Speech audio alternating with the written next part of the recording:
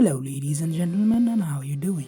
Welcome to the first edition of Pro Gaming News. The Last of Us 2 delayed indefinitely, Saints Row the Third getting a remaster, and Sony revealing the new PS4 controller. Welcome to the first edition of the news. Sony announced that Naughty Dog's much awaited game The Last of Us Part 2 is getting delayed indefinitely. That's because of the coronavirus pandemic. PlayStation tweeted, SIE has made the difficult decision to delay the launch of The Last of Us Part 2 and Marvel's Iron Man VR until further notice. Logistically, the global crisis is preventing us from providing the launch experience our players deserve. Naughty Dog also addressed the delay in a statement, quote, "We want to make sure everyone gets to play The Last of Us Part 2 around the same time, ensuring that we're doing everything possible to preserve the best experience for everyone. This meant delaying the game until such a time where we can solve these logistic issues. We're hoping that this won't be a long delay and we'll update you as soon as we have new information." End quote. Who had already digitally pre-ordered The Last of Us Part 2 and Iron Man VR will now get an automatic refund, but it is still not clear how it will affect the physical pre-orders. Now Sony has said that The Last of Us Part 2 is almost finished. So I think that they just haven't been able to produce and ship out enough CDs. That's why I think they are pushing the release. I guess they don't want to do another Final Fantasy thing where people in certain areas got an early copy of the game.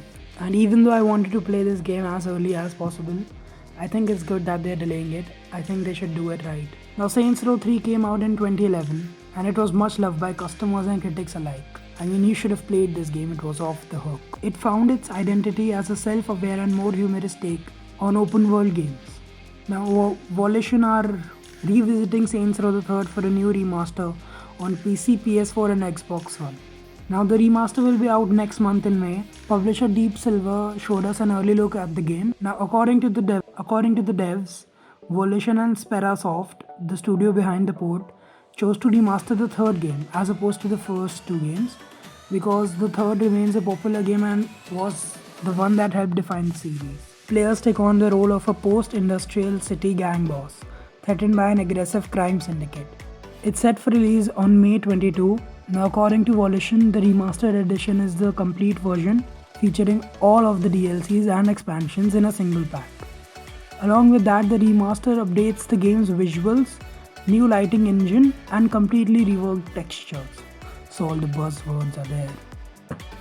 The original game was a mashup of off-the-wall humor and pop culture references.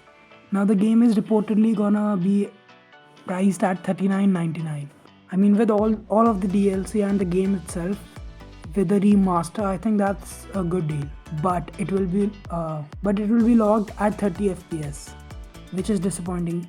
Only the PC version of the game will go above 30 FPS. Last but not the least, Sony has unveiled the new DualSense controller for the PS5.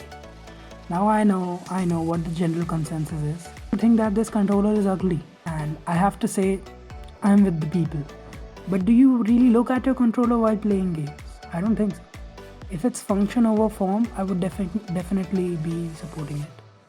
So here's what Sony had to say, quote, "After thoughtful consideration, we decided to keep much of what gamers love about DualShock 4 intact, while also adding new functionality and refining the designs. Based on our discussions with developers, we concluded that the sense of touch within gameplay, much like audio, hasn't been a big focus for many games. We had a great opportunity with PS5 to innovate by offering game creators the ability to explore how they can heighten that feeling of immersion through our new controller. This is why we adopted haptic feedback, which adds a variety of powerful sensations you'll feel when you play, such as the slow grittiness of driving a car through mud. We also incorporated adaptive triggers into the L2 and R2 buttons of the DualSense, so you can truly feel the tensions of your actions, like when drawing a bow to shoot an arrow." End quote. So among the other changes, they have changed the share button to create button. So all they had to say was, quote, "With Create, we're once again pioneering new ways to create epic gameplay content to share with the world, or just to enjoy for themselves. We'll have more details on this feature as we get closer to launch." Another new feature of the controller is that they have added a microphone array.